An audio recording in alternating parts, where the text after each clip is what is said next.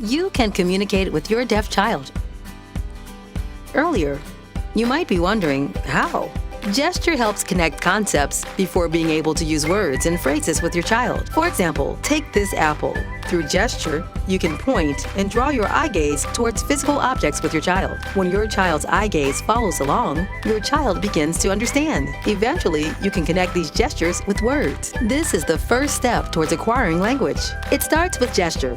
Then your child will begin to understand and use words, form phrases, and sentences, and finally, achieve fluency. Gesture leads to language acquisition. Learn more about early language acquisition at yourdeafchild.com.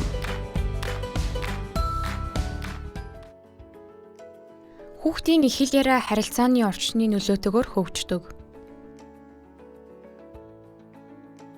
Сонсголгүй хүүхдийн харааны хүртгүйн онцлогт нь тохируулсан альва зүйлийн зураг, үг, дохиог нь зурган хэлбэрээр хананд байршуулах, эцэг эх нь гэр бүлийн орчинд дохооны хэлээр харилцах, цэцэрлэг болон ангийн орчинд багш ажилчид нь хоорондоо дохооны хэлээр харилцах, харилцааны орчин бий болгох нь сонсголгүй хүүхдийн их хэлээ сурч хөгжих үйл явцад дэмжлэг болох юм. Энэхүү харилцааны орчинд хүүхэд өөрийн харааны хүртгүүгээр суралцаж хөгждөг.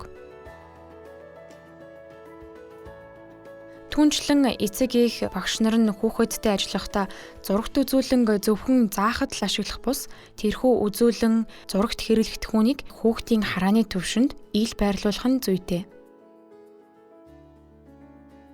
Ил байрлуулснаар таны заасан дохиог хүүхэд өөрөө бие даан давтах, сэргээн санах, баттгахад нь туслах юм.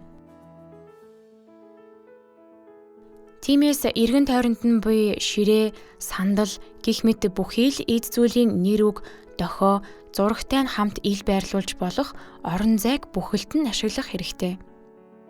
Хүүхдийн суралцах орчинг ийхүү бүрдүүлвэл эцэг эхийн хувьд хүүхэдтэй заахад хамаагүй ямар байх болно. Суралцах орчин нь хүртээмжтэй, тэндээс суралцаж хөгжиж болох үз байх ба ялангуяа харилцааны орчин гэдэг хамгаас чухал. Харааны хүртгүйн онцлог тохирсон их хэлний харилцааны орчинд өсөөгүй хүүхэд сурч хөгждөггүй ба эцэг эх нь хоорондоо амаараа яриад л байхад дохооны хэлээр харилцахгүй байгаа болохоор хүүхэд юу гэж ярьж байгааг нь сонсох боломжгүйгээс их хэлний хөгжил нэг л хэвэндээ байсаар байдаг.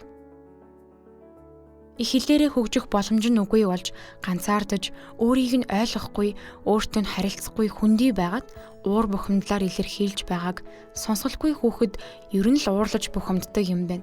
Хэцүү ч юм аа да. Хилээд байхад юр ойлгохгүй юм гэж эцэг их өөрийн өнцгөөс дүгнэдэг. Гэтэл үнэндээ тийм биш юм. Хүүхэдтэйгээ харилцаа тасарсан байгаад таны хүүхэд бухимдаж байгаа нь тэр юм.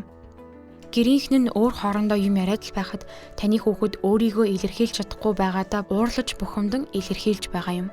Тэгвэл хэрхэн хүүхдийнхээ уурлаж бухимдаж байгааг багасгах вэ гэвэл онцлогт нь тохирсон орчин бүрдүүлж өгөх, гадуур хөтлөөд явахдаа автобус болон өөр бусад зүйлсийг хэрхэн нэрлэж дохихыг зааж, нийгмийн орчинтой танилцуулах, альфаг сурахад нь дохооны хэлээр тайлбарлаж өгч болно. Ганц л аргад хязгаарлагдахгүйгээр бүхий л боломжит хувилбаруудыг ашиглаж хичээлийн бус цагаар гадуур явахдаа гэртээ байхдаа ч бүхий л мэдээллийг дохооны хэлээр хүүхэдтэй тайлбарлаж зааж өгч харилцах нь чухал.